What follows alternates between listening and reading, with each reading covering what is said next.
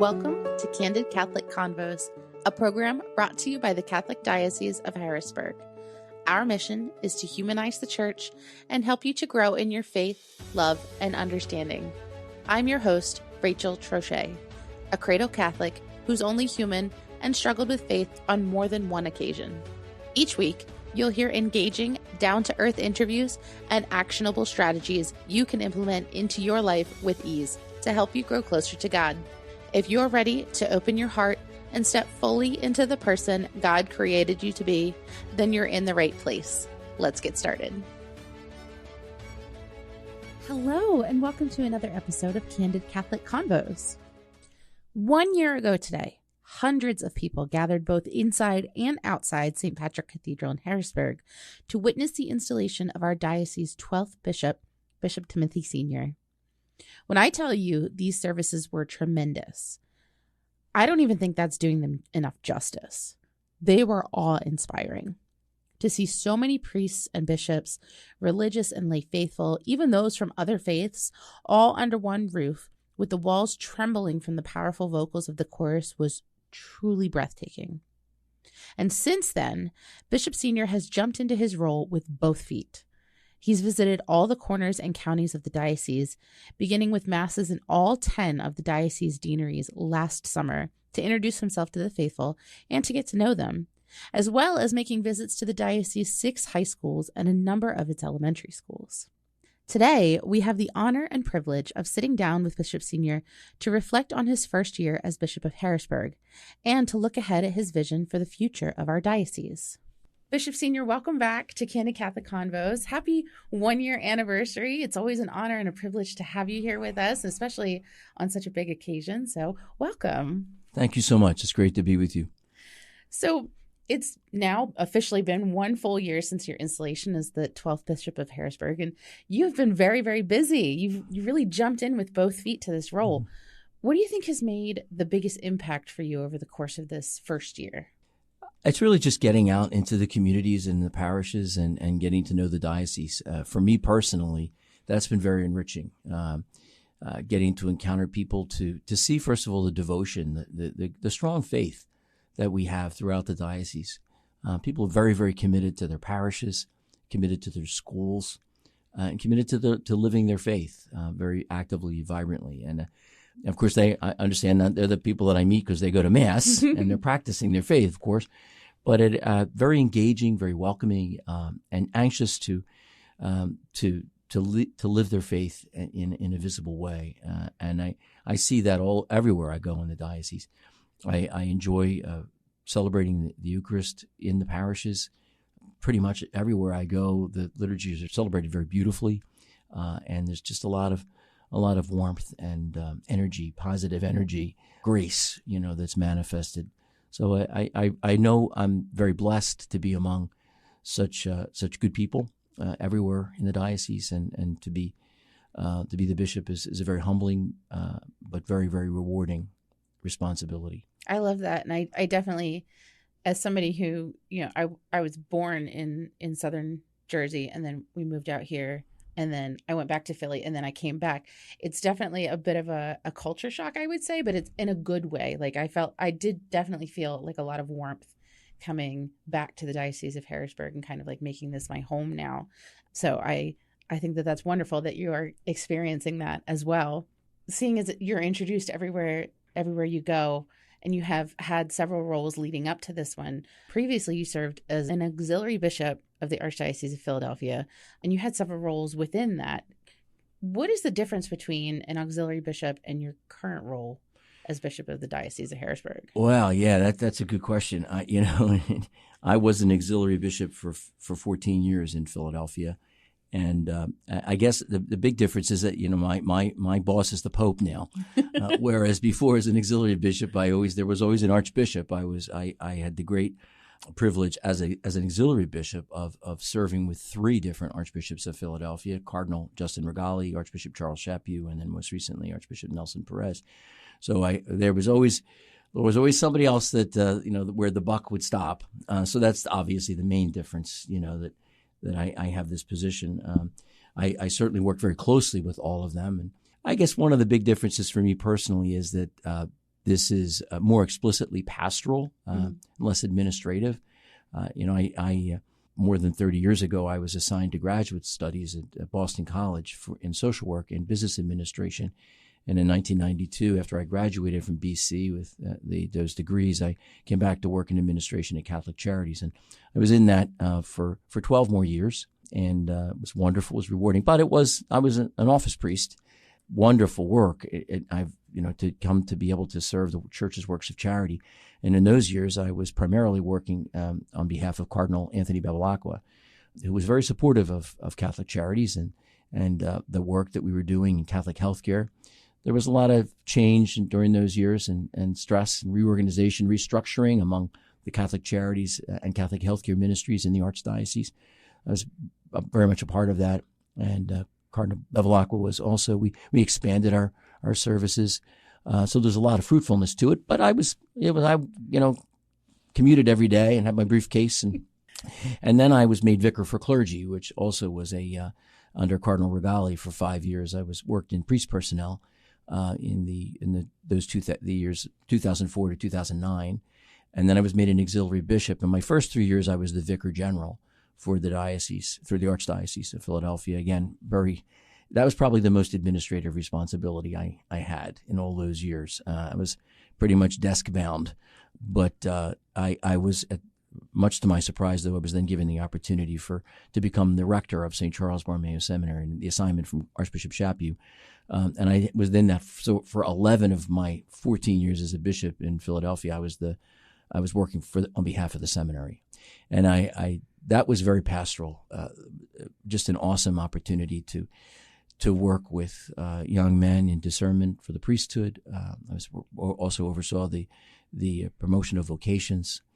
The seminary itself was going through a major transition during those years, and which is still underway with the construction of a new campus in Lower Gwynedd.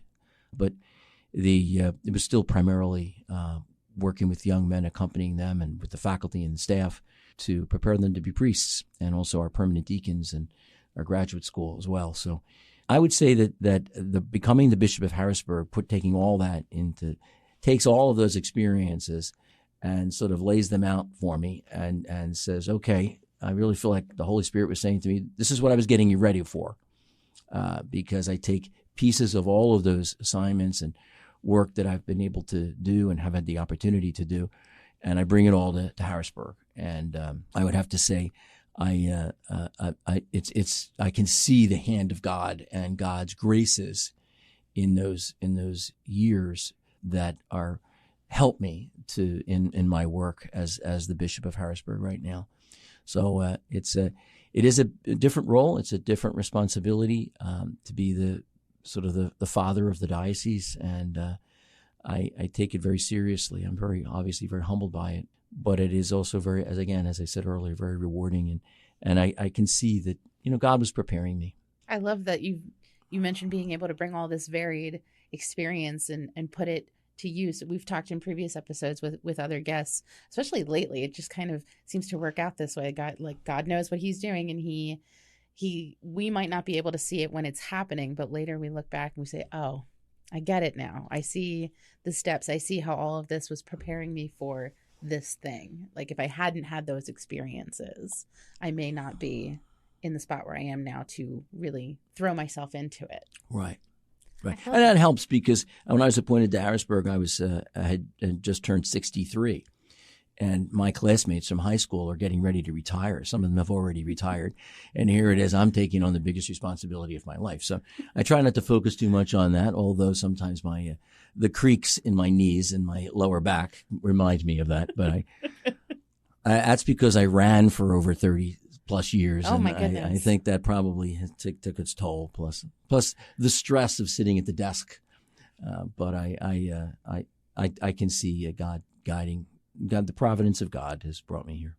Absolutely. Absolutely. Now, I know the school year is winding down. It might have been winding down for the students, but it was pretty ramping up for you. I know you've been busy with confirmations and baccalaureate ceremonies, but it's also given you an opportunity to visit most, if not all, the schools in the diocese. What's been your impression of the schools that you've visited thus far? Well, I've been to all the high schools in the diocese at least twice, actually, counting wow. it. Yeah, so I've been to each of them, and for different reasons. My impression of the schools is, first of all, there's a vitality in all of the high schools. I haven't gotten to all the elementary schools yet, but I know there's vitality there as well. Those that I have visited, I certainly see that, and a lot of how each Catholic school is, to me, is like a jewel, that is very, very special. And the charism of a Catholic school, both elementary and secondary, is really something that's beautiful. It's very fragile, though. It depends on a lot of different things to be in place for it to be able to be effective and to be sustainable. And so one of the things I recognize here in Harrisburg is, particularly with the high schools, is there's a tremendous amount of loyalty to the schools. Alumni are very loyal, very supportive, very generous, and that connection with their school is key to the ongoing sustainability of the school. And so I've been inspired by that. People are really invested in it. Sometimes that comes out, in the competition between the teams and all of that. And it's for the most part, that's just kind of great community rivalries and things like that. But it is I think it's a great asset, and helping to ensure that our schools are authentically Catholic. Everywhere I go, I encounter teachers and administrators who are really very, very deeply committed Catholics. And I see that, and I want to try to help them and support them. I think ultimately all our schools exist first and foremost to proclaim Jesus Christ, to proclaim the gospel, and to form disciples. We're blessed that people of all faiths are present in all of our schools in varying degrees. Sometimes in some places it's the majority. Some of the elementary schools that would be the case, but we have to continue to move forward. And I think that, because of that, our Catholic schools are more important now than ever, because we're living in the midst of a lot of cultural confusion, as I would put it, and things that were taken for granted as true as recent as 5-10 years ago now are all up for grabs, and at least in the society as a whole. And I think that there's the Catholic Church, the Catholic faith, as carries on a very powerful witness to the truth as it has been revealed by God, the biblical faith, biblical truth, and how that has been handed down and interpreted for thousands of years in tradition. Just the basic understanding of the human person, all of that, is again has been in flux in recent years in a way that we probably would have thought of as unimaginable. Certainly when I was ordained, almost 40 years ago, that wouldn't have been the case. So Catholic schools become anchors for that. And it's an uphill battle, but it's one that I think is worth fighting. And I think it's really, wanting to see our schools survive. It's the most exciting part of the schools, though, when you visit the schools, is the students. It's the young people. I get a lot of energy out of that. Their enthusiasm, their optimism, their love for their school, and their appreciation for the opportunity they've been given. It's great to see. I love graduations. I enjoy being there at them. I find them to be real moments of grace and reflection. And it's great to see.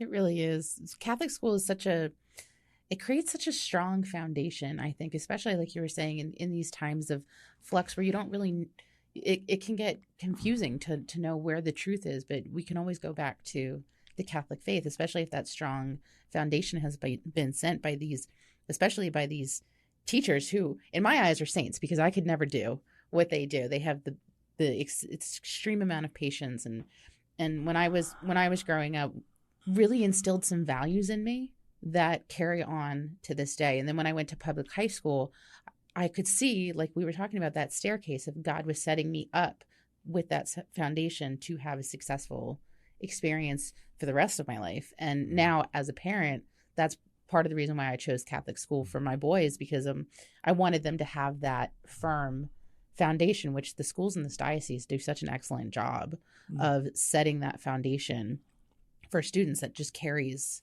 throughout the rest of their life. And the teachers and the administrators, make great sacrifices to teaching Catholic schools. They Absolutely. Their salaries are not what they would be in public schools. And yet I know they do that for the sake of the mission and because they want to work in a faith-based environment. Yes. Which is great.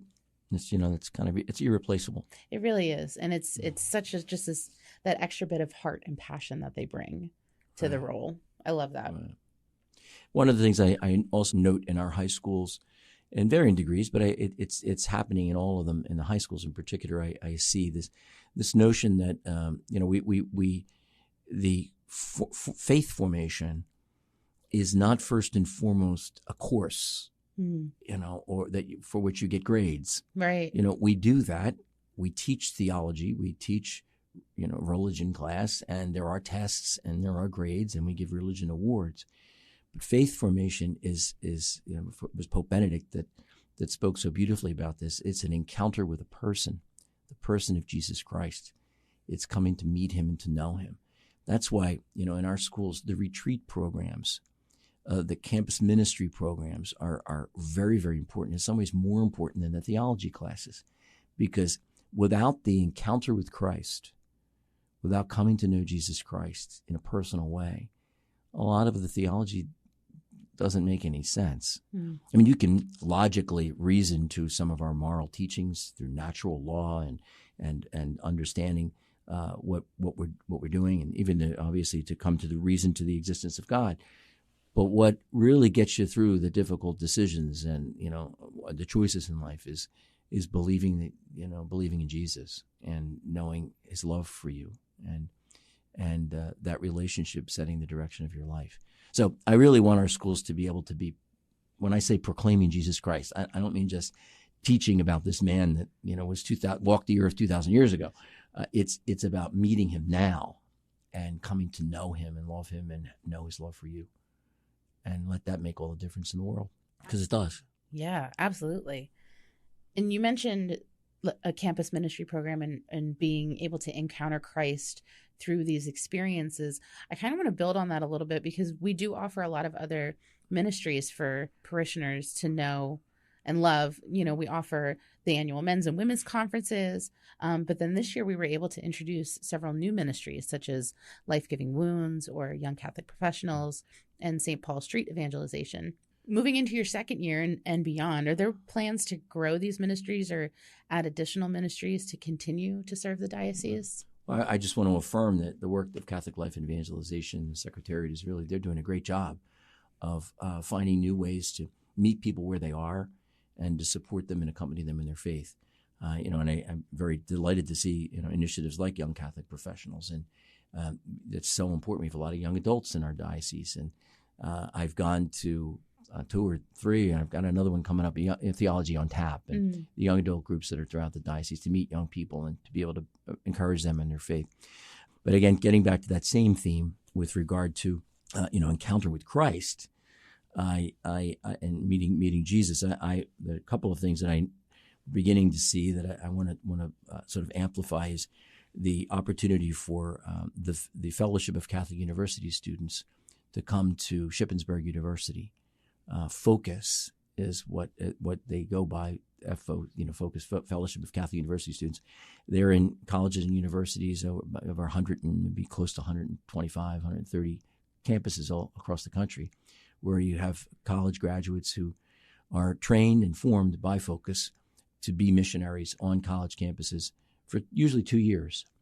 And they earn, and they basically fundraise for some of their salary, and then the institution where they're working, or the diocese or the parish, supports them. And I've seen the fruitfulness of that in my experience in Philadelphia, and colleges there where we have focused missionaries there. So I really we have a lot of colleges, we have a lot of campus ministry programs in our diocese, and I believe that God gives us, that sort of captive audience of 18 to 22-year-olds, every year, a whole new, thousands of young people come to the 15 counties of central Pennsylvania to go to college. And a lot of them are already here, too. They live here, someplace like Shippensburg. And so I want to really be there for them. And Focus is a model where it is based on introducing the personal relationship with Jesus Christ, and the idea is that it's one-on-one. So the Focus missionaries will help to form a disciple, and we actually turn the word disciple sometimes into a verb. So to disciple a young person is to kind of introduce them to Jesus and accompany them and help them along the way, accompany them in prayer and in the sacraments, and in that way. Then that the idea is that if a Focus missionary, like Jesus, assembles 12 disciples that they're regularly working with, and then all of those 12 go out and each get 12 more, it multiplies. But it is starting small, but it builds because you've got people who are committed to their faith, young people who are committed, and they become 11 in the community. I love the model. I think it also is, Focus has been piloting various versions of this for parishes as well. So I'm excited about that. I really think that that's a great opportunity, so that's one example of one initiative that I think could be really fruitful for us, and building on the campus ministry programs that we already have, which are very good but lean. It's you got these huge schools like Millersville and Bloomsburg and one or two people that are trying to get it all together. So you need more boots on the ground. Exactly. Yeah. Exactly. That sounds like such a really neat program, especially because, like you said, like 18 to 22-year-olds, not only are they just a captive audience because they're there, but they're at this transitionary period in their lives where they don't really know where to look. And especially in this state that we're in, in the secular world, it's giving them a light at the end of the tunnel to kind of look towards. I think that's a really unique opportunity that, like you said, it puts more boots on the ground to help continue to grow their faith and to evangelize and to disciple. And there's other models of campus ministry too. I'm not saying it's the only one. I just think that it's one that really works effectively. And the founder is a man by the name of Curtis Martin, and he's written a lot about it too, and about evangelization and faith formation. That I have always found him to be when I was a young bishop, maybe over 10 years ago, auxiliary in Philadelphia, he spoke to the bishops' conference, and I guess I was at the seminary by then, and he really kind of inspired me. Not all the talks at the General Assemblies are as interesting and as you might imagine, like big meetings, necessary but not necessarily interesting. But he really captivated me, and I reached out to him at the time. In my mind, it would be great to have have seminarians be formed as Focus missionaries to get that skill set. And we actually started a conversation with them, which unfortunately got, like a lot of things, got hijacked by COVID. We had to put a stop to it, but those, and then the seminary is in transition now too. So, but getting back to that idea that the more we form our leaders to have those kind of skill sets that engage and accompany and walk with people, I think the more effective our evangelization can be. Absolutely, it filters down. I love that.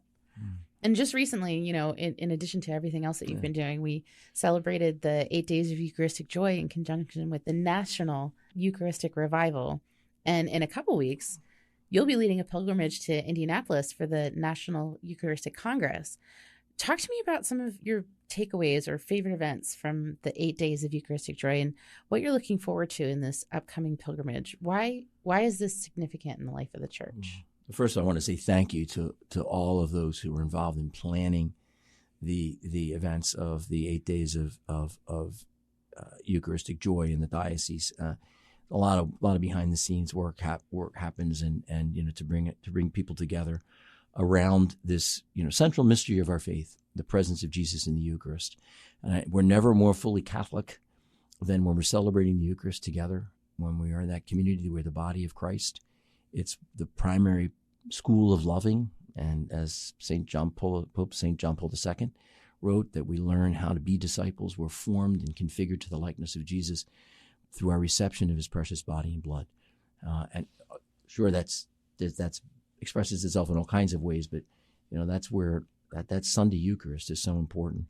And I think that one of some of the points that I believe the Eucharistic Revival has helped us to reflect upon is, number one, the idea of the real presence. Let's rekindle that understanding, and together with that, Eucharistic piety. Jesus is really there. That we see the story of the two men on the road to Emmaus. They recognize him in the breaking of the bread, and then Jesus vanished from their sight. But he remains with the church in this extraordinary miracle of the Eucharist. And just to rekindle that faith and express it, and teach it to our children, witness to it. It really, that's a powerful, I think, encounter when we realize that Jesus is with us in this way and wants to be. And the other point is that he is there, and this miracle happens because he loves us so much. That it's an expression of love. We adore his presence in the Blessed Sacrament because it's a real expression of love. It's the sacrifice of the cross made real for us. Jesus giving himself to us as our food and drink. And you kind of process that, and you say, "Wow, that's really something." And one of the things points that I have made throughout this homilies and all that I would emphasize again is, that expression of love. It's also an expression of the vulnerability of God. Why would God do this? Why would he become so fragile, so vulnerable, so accessible to us? Again, it's because of his love. I mean, when you love someone, you're vulnerable with them, and there's a risk associated with that. And yet, when you think of the risk that God takes in being present in the Eucharist, why else would he do that except for the fact that he loves us? We've unfortunately run out of time, but if you'd like to hear the rest of this episode, you can listen to us anytime on Spotify under Candid Catholic Convos, or you can download this episode from our website at hbgdiocese.org. Thank you so much for listening. Our goal at the Diocese of Harrisburg is to walk with you on your faith journey. So if this episode resonated with you in any way, the easiest way to show your appreciation is by sharing this program with your network or by leaving a review on your listening platform. You can also support us financially by making a donation online at hbgdiocese.org/DAC and clicking the Make a Donation button. Thanks again, and we'll see you at church on Sunday.